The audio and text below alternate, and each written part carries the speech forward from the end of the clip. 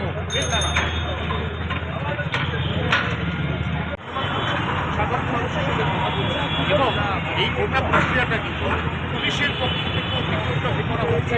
আমরা সেই ছবি একই সঙ্গে দেখতে পাচ্ছি। বেলডাঙ্গা কাণ্ডের তদন্তে এবার গ্রাউন্ড জিরোয় এনআইএ। শনিবার বিকেলে বেলডাঙ্গার বড়ুয়া মোড়ে সরেজমিনে তদন্তে এনআইএ আধিকারিকরা। এনআইএর 4 জনের প্রতিনিধি দল বেলডাঙ্গা থানার পুলিশকে সাথে নিয়ে বড়ুয়া মোড়ে যান। সেখানে নথি নিয়ে মিলিয়ে দেখা হয় অশান্তির ঘটনার খুঁটিনাটি তথ্য। 16 এবং 17 জানুয়ারি অশান্তির ঘটনা ঘটেছিল বেলডাঙ্গায়। 17 তারিখ বড়ুয়া মোড়ে হয় অবরোধ, ভাঙচুর।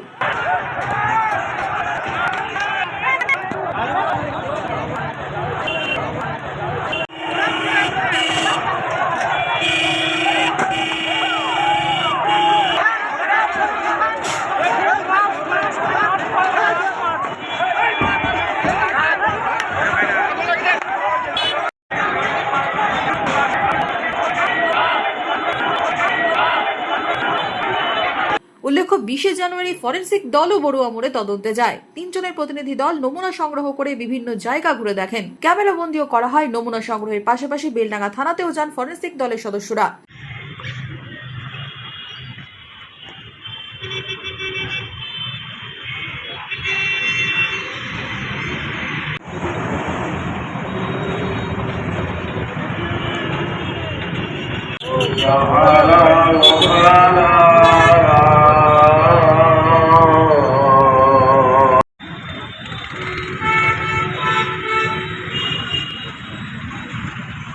আর এবার তদন্তে এনআইএ। শনিবার সকাল থেকেই বেলডাঙ্গা কাণ্ডে দফায় দফায় বেলডাঙ্গা থানা, এসপি অফিস, বহরমপুর আদালতে এনআইএ তদন্তকারী আধিকারিকরা পৌঁছন। বিকালেও তদন্তে ঘটনাস্থল খুঁটিয়ে দেখলেন এনআইএর প্রতিনিধি দল। Bureau report, Madhyabanga news.